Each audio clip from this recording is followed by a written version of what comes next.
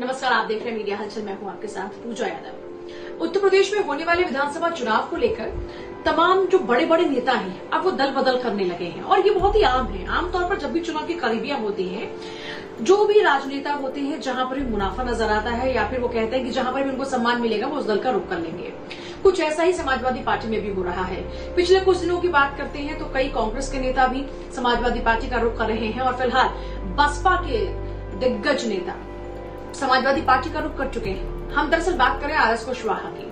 बसपा में प्रदेश अध्यक्ष रहे आरएस कुशवाहा को अब समाजवादी पार्टी भा रही है। समाजवादी पार्टी को ज्वाइन कर चुके हैं उनके साथ कादिर राणा, इसके अलावा हरि तिवारी भी।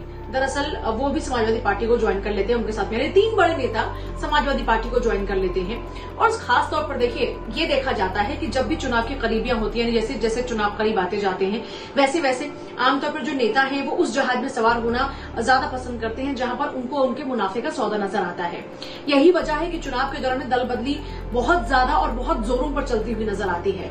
समाजवादी पार्टी में आरएस कुशवाहा के जाने के बाद में वो बसपा के अंदर कई कमियां भी निकालते हुए नजर आते हैं। न सिर्फ बसपा को कोसते हुए नजर आते हैं बल्कि वो बीजेपी को भी कोसते हुए नजर आते हैं। बीजेपी और बसपा दोनों को कोसते हुए वो अपनी तरफ से कुछ ऐसे बयान भी देते हैं जो शायद उनकी जो पिछली पार्टी है वो उनको बिल्कुल भी ना बचे।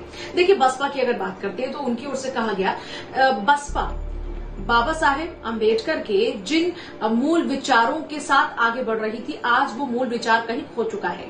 यानी कि बसपा जो कि दलितों की राजनीति करती है, जो दलितों की मसीहा खुद को बताती है, आरएस कुशवाहा के मुताबिक अब दलितों का वहां पर कुछ अच्छा नहीं होने वाला है। यही वजह है कि जब उनका जो मूल भावना थी, बाबा साहेब की जो मूल भावना थी, उसके साथ ही छेड़खानी हो गई। जब आज वही मूल जो धारा है, जो मूल सोच थी उनकी, जब वही पार्टी में नहीं है तो वो पार्टी में क्या करेंगे, ये कहते हुए उन्होंने पार्टी को अलविदा कह दिया और नई पार्टी समाजवादी पार्टी के रंग में रंग गए। दूसरी तरफ वो बीजेपी को कोसते हुए नजर आते हैं। वो ये कहते हुए नजर आते हैं कि लखीमपुर खीरी प्रकरण को आप देख लीजिए, ये सरकार सिर्फ और सिर्फ लोगों को धोखा देने का काम कर रही है, इसके अलावा ये सरकार कुछ नहीं कर रही है। तो बीजेपी को भी उनकी ओर से घेरा गया, इसके अलावा बसपा को भी घेरा गया। देखिए अब इस संदर्भ में अगर चीजों को आप देखते हैं तो आप एक बात बखूबी समझ पाएंगे कि जैसे जैसे चुनाव की डेट नजदीक आएगी ये सिलसिला तो और तेजी से बढ़ता हुआ नजर आएगा।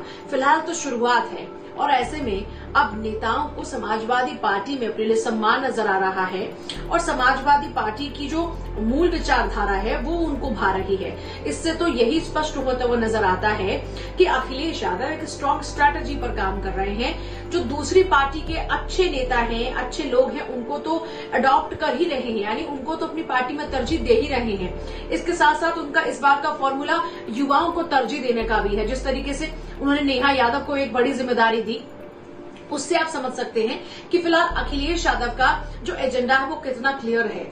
उनका एजेंडा बड़ा क्लियर है कि 2022 के चुनाव में सत्ता के सिंहासन पर सवार होना है। ऐसे में ये जो नेता जो इस वक्त समाजवादी पार्टी के अंदर एंट्री कर रहे हैं, क्या इन लोगों के जरिए वाकई जो वोट बैंक में सेंधमारी की कोशिश की जा रही है बसपा के और अन्य पार्टियों के, क्या इनके जरिए जो कोशिश की जा रही है वो परवान चढ़ पाएगी, क्या वो कामयाब हो पाएगी?